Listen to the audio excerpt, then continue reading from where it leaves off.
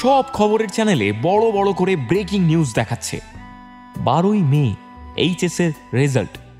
পশ্চিমবঙ্গে মাধ্যমিক আর এইচএস এর রেজাল্টটা এখনো বেশ ঢাক ঢোল পিটিয়ে প্রকাশ করা হয়। আর 5টা খবরের থেকে এটা একেবারেই কম গুরুত্বপূর্ণ নয়। এর মধ্যেই সমীরণের 2টো কলেজের রেজাল্ট বেরিয়ে গেছে। হ্যাঁ, ঠিক ধরেছেন, বেলুড় আর নরেন্দ্রপুর। সমীরণ জানতো বেলুড়ে কোনো চান্স ছিল না, এবং সেটাই হলো। লিস্টে কোথাও ওর নামই নেই। প্রেসিডেন্সির পরীক্ষার পর থেকে আমাদের নায়কের বাড়িতে একটা অঘোষিত যুদ্ধ চলছিল। সমীরণ কোনোভাবেই মাথা নোয়াতে রাজি নয়, কিন্তু এবারে ওর প্রতিপক্ষ অর্থাৎ শর্মিষ্ঠাও আট ঘাট বেঁধে নেমেছিলেন। নিজের ইমোশনাল দিকটা সম্পূর্ণ ইগনোর করে যুদ্ধ চালিয়ে যাচ্ছিলেন তিনি। যে ছেলে তার সঙ্গে এইরকম আচরণ করে তার প্রতি দরদ দেখিয়ে কোনো লাভ নেই, এই সিদ্ধান্ত নিয়েছিলেন তিনি। বহুদিন দুপক্ষের কথা বন্ধ ছিল।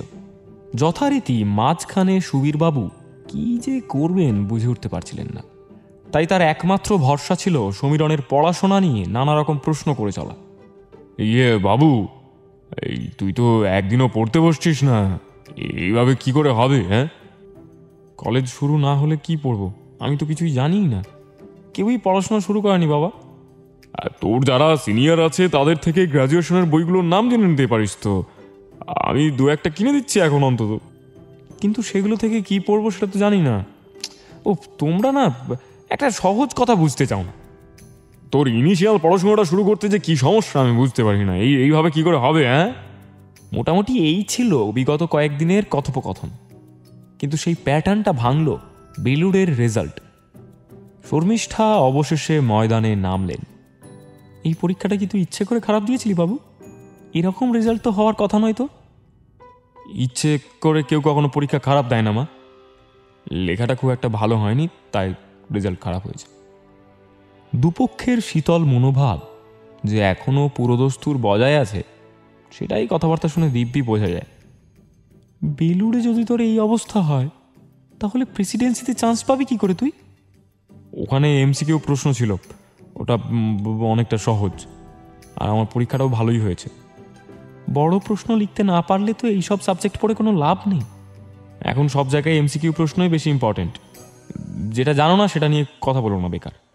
এই তুই একদম এইভাবে কথা বলবি না বলে দিচ্ছি। নরেন্দ্রপুরের রেজাল্টটা কখন বেরোবে? নরেন্দ্রপুরের রেজাল্টও আর কিছুক্ষণের মধ্যেই বেরিয়ে গেল। সমীরণ যদি কদিন আগে জ্যোতিষ চর্চা শুরু করত, তাহলে বোধহয় ওকে আর এত চিন্তা করতে হতো না। নরেন্দ্রপুরে 15টা সিট। ও ভেবেছিল 13 বা 14 নম্বরে ওর নাম থাকবে, এবং একেবারে হলোও তাই।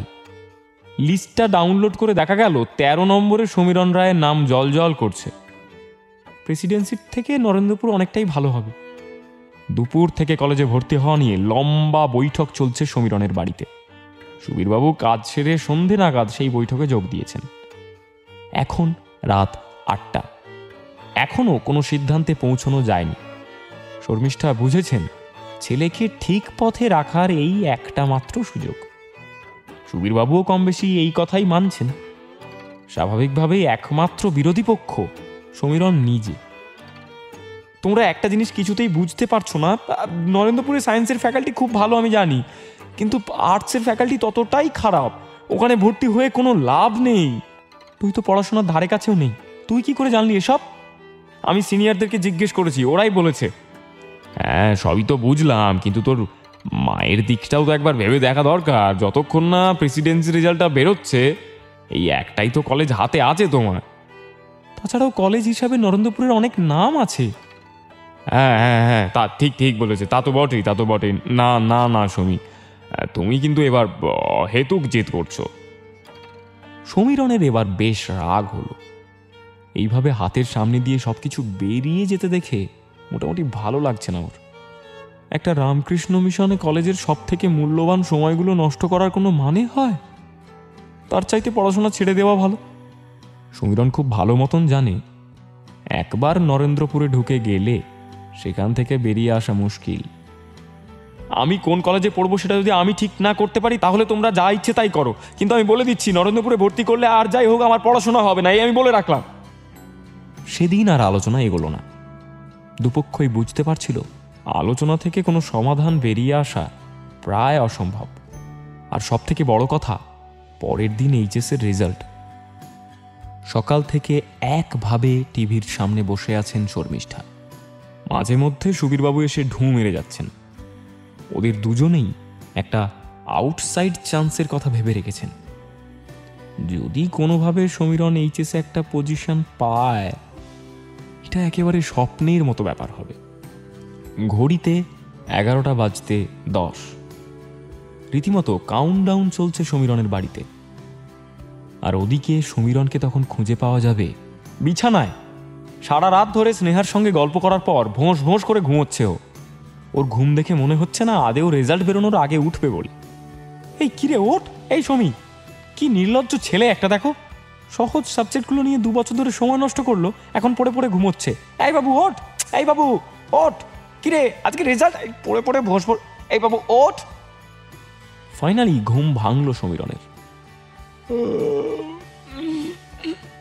কি হয়েছে? চোখ কচলে ভালো করে ব্যাপারটা বোঝার চেষ্টা করলো। 12টা বেজে গেছে।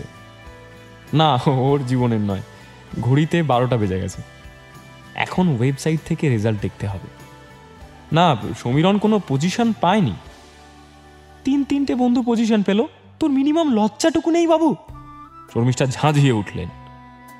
আরে ওরা পজিশন পেলে আমি লজ্জা কেন পাবো? আমি কি বলেছিলাম নাকি যে আমি ফার্স্ট সেকেন্ড কিছু হব? হাই তুলতে তুলতে বলল সমীরণ। একদম ফালতু কথা বলবি না, যা রেজাল্টটা দেখ আগে। ওয়েবসাইটে বেশ কিছুক্ষণ এদিক ওদিক করার পর সমীরণের রেজাল্টটা দেখা গেল। 90% পেয়েছে সমীরণ। এই বাজারে নম্বরটা খারাপ বলা যায় না, তবে সমীরণের নিজেরই হয়তো একটু বেশি আশা ছিল। বাড়িতে এরপর একটা অদ্ভুত পরিবেশ তৈরি হলো। এটাকে ঠিক খারাপ বলা যায় না। সুবীরবাবু আর শর্মিষ্ঠা অখুশি হননি, কিন্তু তাদের এক্সপেকটেশনটা আরেকটু বেশিই ছিল। সমীরণের প্রবল আপত্তি সত্ত্বেও সুবীরবাবু ওর নানা রকমের ডকুমেন্ট আর ওকে নিয়ে হাজির হলেন নরেন্দ্রপুরে। সমীরণ বেশ বুঝতে পারছে ওর সাথে খারাপ কিছু একটা হতে চলেছে। এখানে পড়তে হলে জীবনটা একেবারে বরবাদ হয়ে যাবে। এর মধ্যেই বেশ কয়েকজন মহারাজ নরেন্দ্রপুরের ভয়ঙ্কর ডিসিপ্লিনের কথা শুনিয়ে দিয়েছিলেন। ফর্মালিটি শেষ করে বাড়ি ফিরতে ফিরতে সমীরণ খুব কাতরভাবে সুবীরবাবুকে বলল, বাবা, ও বাবা, প্রেসিডেন্সিতে চান্স পেলে এখানে পড়তে বলবে না তো? আহা, তুই এত ঘাবড়াচ্ছিস কেন? হ্যাঁ, দেখ না কি হয়।